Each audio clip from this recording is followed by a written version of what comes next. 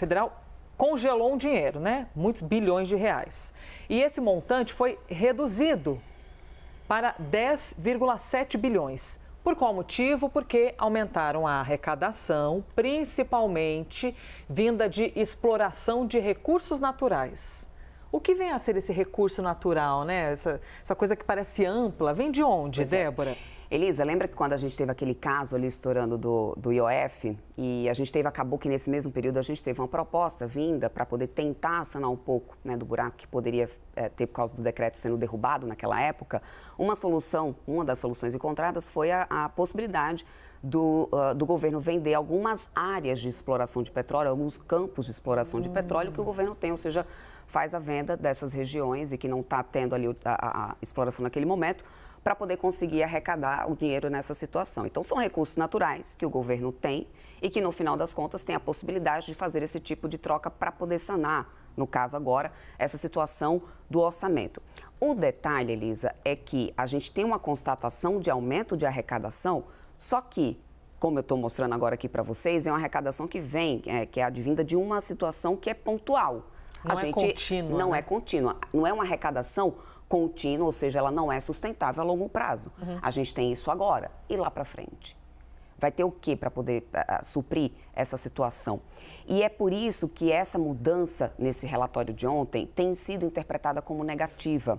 Essa contabilidade tem sido considerada como negativa. Pelo menos, por exemplo, Felipe Salto, da Warren, conversando ali com o pessoal, eles trazem ali que essa percepção de que cumprir a meta fiscal para esse ano, para o governo, tem sido em cima da banda superior, do limite, Elisa, e não do centro da meta de inflação, que seria de zerar o déficit. A gente está trabalhando com o limitezinho máximo e, no final das contas, isso dificulta esse desbloqueio agora que a gente tem nesse momento, dificulta o cumprimento da meta do ano que vem.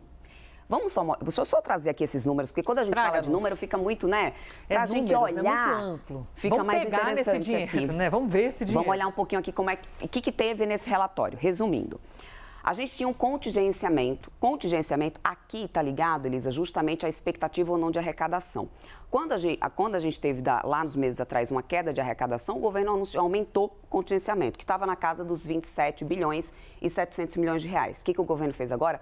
Tirou esse contingenciamento, porque conseguiu fazer um aumento de arrecadação. Por imposto de renda, principalmente também por essa questão do petróleo, né? Ou seja, está aqui, ó, petróleo junto com o aumento de arrecadação de imposto de renda e também com a questão do IOF, isso acarretou em mais receitas agora e o governo tira esse contingenciamento.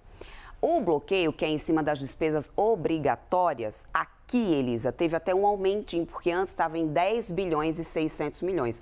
Teve até um aumento aqui nesse bloqueio. Por que disso? Porque a gente também está tendo um aumento de despesa obrigatória. Por exemplo, BPC e INSS, benefício de prestação continuada e os custos aqui com o programa com o INSS, que tem tido já vários estudos e várias análises mostram sobre isso, sobre essa tendência crescente desses programas previdenciários. E isso tem sido um grande calo do sapato do governo, nas contas do governo, inclusive, porque a tendência é de continuar realmente aumentando se não tiver alguma reforma estruturante realmente para trazer uma solução em relação a isso. Isso tem sido um grande calo no sapato.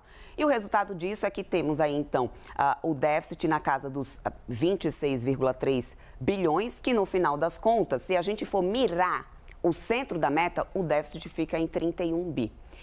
O centro da meta para esse ano. Para o ano que vem, aí a dificuldade fica um pouco maior. Pelos cálculos, por exemplo, do pessoal da Warren, faltaria para o ano que vem, para o superávit do ano que vem, 34 bilhões e meio de reais. Isso, se a gente não for, olha só, tirando precatórios, tirando todas essas outras coisinhas que acabam ficando de fora ali das contas, faltaria até um pouquinho mais, faltaria 59 bilhões. Olha só, o déficit estimado para 2026, quase 109 bilhões. Isso para 2026, porque a meta para o ano que vem é de superávit, não é nem de zerar a meta. A meta do governo. Do governo do ano que vem, da meta fiscal. Por isso, então, teria um rombo gigantesco de 59 bilhões e isso aumenta, por isso que descontingenciar nesse momento aumenta muito a dificuldade para o cumprimento da meta, inclusive, do ano que vem. Ah, Débora, mas eles aumentaram a arrecadação. De novo, é uma arrecadação que aumentou, mas ela não é contínua. E isso, agora, nesse momento, tirar esse contingenciamento, a visão é essa, de que a qualidade da conta pública piora, dificulta o cumprimento do ano que vem, mostra que o governo está mirando não realmente no centro da meta, e sim no limite máximo da meta, e por isso já tem sido interpretado de uma forma negativa, realmente. Não tem outra palavra aqui para poder explicar isso, nesse momento, principalmente por causa da condução da trajetória, né, do aumento dos custos obrigatórios do governo com programas previdenciários. E os economistas estão sempre... Os economistas são pessoas negativas, né? Também, minha querida. Sempre tem uma visão de eles trazer... Eles têm, imagina, amamos muito vocês, economistas. O que é isso, Elizabeth? Mas é que tem que lidar isso com a realidade. O pé no chão, né? Exato, porque senão, o que vai acontecer? E tem também, o Sérgio Vale, inclusive, da MB Associados, falou sobre isso. O governo vai ter que ficar sempre na dependência de fazer corte e contingenciamento. É meio que aquele negocinho ficar ali correndo para ir, tira daqui, cobre daqui. É horrível, E o risco que isso acarreta é muito grande. E a imprevisibilidade é que gera ainda mais risco, e aí vem todo aquele caos que a gente sabe que é aquela bola de neve, né? Imprevisibilidade é tudo que o mercado não gosta.